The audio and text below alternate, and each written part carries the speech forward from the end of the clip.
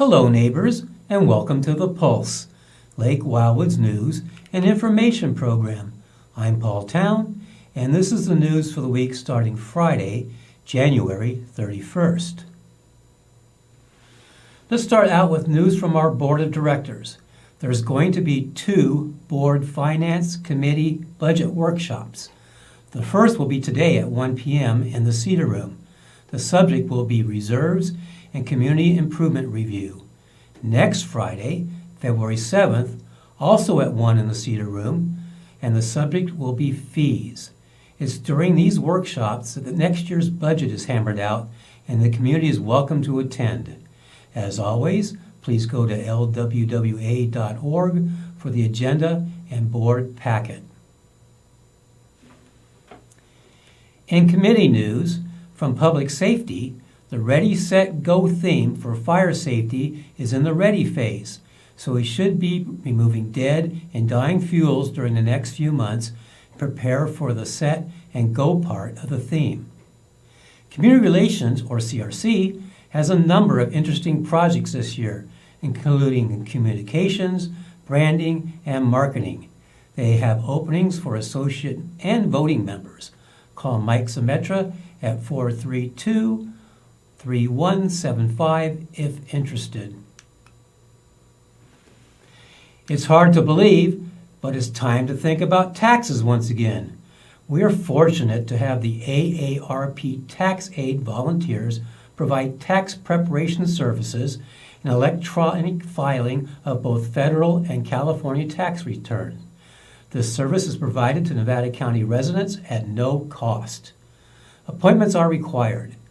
Lake Wildwood residents and employees can schedule an appointment by calling the Community Center at 432-3260. These appointments will be held on Wednesdays between February 5th and April 8th in the Manzanita Room. PG&E will start doing maintenance and clearing around its power poles. These poles are spread throughout the community. PG&E is required by law to clear not less than 10 feet in any direction from the pole and up to 8 feet in height. PG&E will contact those members who are affected. If you have questions or are concerned about rare or special landscaping, you must call Greg Turton at 530-722-7146. The association has no jurisdiction concerning this program. Now is the perfect time to improve your golf game. Here's Jim Knight with an introduction to our training center. My name is Jim Knight. I am the PGA head golf professional at the Lake Wildwood Golf Club, and this is such a good idea for Paul to be doing this show because now I can introduce you to our teaching center, that we call it, and explain kind of what we do. A lot of you don't even know it's here. I know a lot of you that have hit balls on the driving range have hit it with balls, but didn't know what exactly you're hitting. So our building in here is just a wonderful training aid. We do so much stuff in here, which I'm going to show to you and explain to you. Later, or earlier today, I was working with a gentleman and we were fitting his driver form. So we have one of the state-of-the-art launch monitors. We have a Foresight GC2, and with that, we can get all the data that you see up here on the TV. So when we're fitting a driver form, we can get the right launch angle, find out his ball speed, and get it where he can really maximize his distance on not just his driver, but all his clubs. We do a lot of club fitting here. We have a complete ping fitting system, and this is just adding on to what we've always done. So even for some examples with our launch monitor now, they will hit and all their statistics will come up on our TV, so we can see the ball speed, the launch angle, side spin, and so while we're fitting them, we can also teach them too. So just a great tool. These days in golf, if you don't have a launch monitor, you're missing the boat. All the tour players now are still relying on their golf instructors, but every one of them, I can guarantee, has a launch monitor that every time they go out there to practice, they got that launch monitor on. So we have exactly the same capabilities of what the tour players are using. We also teach in here a lot. We have, as you can see, we hit out onto the driving range. We have just a very comfortable situation here. if it's raining and we got raindrops coming down, we can come in here, open up the teaching center, we can hit golf balls and still stay dry. So the building actually was donated to us probably in 2000. The members all got together and pitched in the money for this building here because every winter it would rain and we couldn't, or we didn't have the ability to teach. So they got together, put all their money in, and some local contractors built it, and this thing gets a lot of use.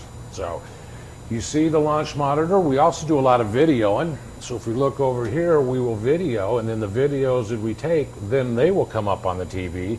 So then we can draw the lines up, analyze the golf swings, and we use. I love to use the video when I'm teaching. It just lets the students see what they're doing and really get a grasp on what they need to work on to get better.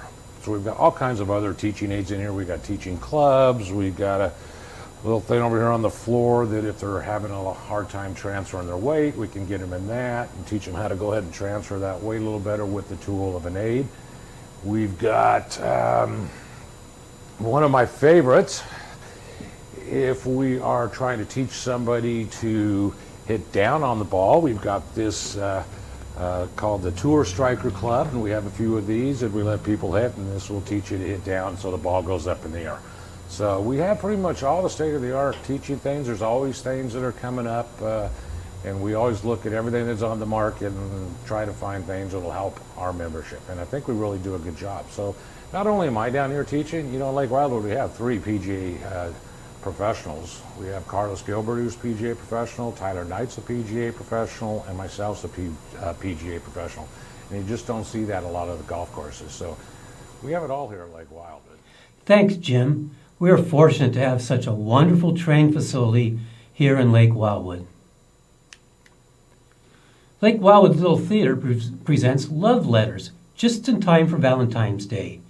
A.R. Gurney's modern classic Love Letters comes to the Oaks Clubhouse February 6th, 7th, and 8th at 7 p.m. This production is starring longtime local actors Kathy Jones and Elmer Fairbanks and is directed by Little Theater mainstay Paul Hawk. Reserved seatings are $15 plus a small service fee and are on sale now at Brown Paper Tickets. Or you can order by phone at 800-838-3006. The Mac Club is having its annual membership drive. If you have any Apple device, this is the club for you. Our dues are just $25 per member or $30 per household. Come and visit us in the next few months to check us out. We meet on the second Monday at 1:30 in the Lake Room. From Duplicate Bridge, Jim Hook is offering free classes, Reintroduction to Bridge, from noon to 1 p.m. Mondays in the Community Center Dogwood Room. Classes for those who haven't played in a while or for those who want to increase their bridge skills. For more information, contact Jim at 432-5593. The club has games at 1:30 Mondays and 6:30 Wednesdays in the Community Center. The Lake Wildwood Quilters, which is part of the Sewing Club, would like to start a beginner's quilting class in February. We meet the second Friday and the fourth Monday of each month in the Manzanita Room at the Community Center from 1 to 4 p.m. If you're interested, please call Barbara Siersa at 432-9461. Are you looking for new ways to make new friends in Lake Wildwood? It's possible to share dinner and make many new friends right here inside our own community. Home dinners are each month except April and October when the group parties are held, and December when our calendars become filled with other social events. Now is a great time to join the Diners Club. For more information, call Stephanie Norton at 432-0475. The Garden Club will present Master Gardeners Pamela Montgomery and Karen Lingard on Tuesday, February 11th in the Lake Room at 1. They will be discussing herbs, both culinary and ornamental.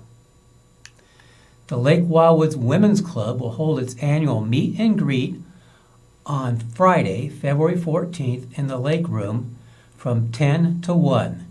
Enjoy a tasty continental breakfast while watching an informative talk by Jay Feehan on trips to Cape Cod, America's music cities, Ireland, and Italy. Members are encouraged to bring guests. For more information, call Kathy Hendricks at 432-5191. Lake Wildwood Writers Group meets on Monday, February 23rd at 2 p.m. in the Community Center Dogwood Room.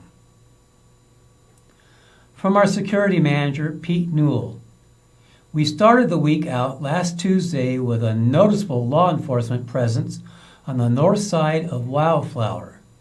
CHP was investigating a hit-and-run collision that had occurred outside the community.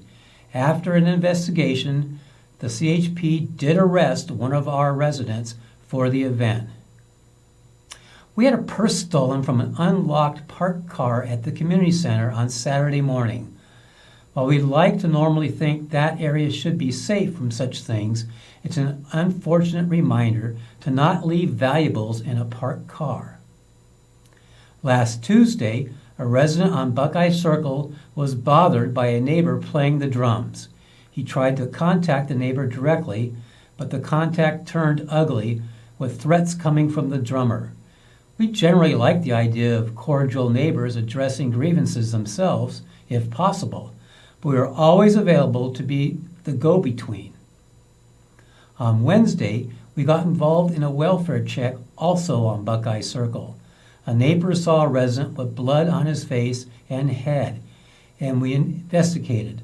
Upon contact with the resident, medics were called and the subject was taken to the hospital. Information at the scene suggested the subject may have been involved in a collision and there had been drinking involved.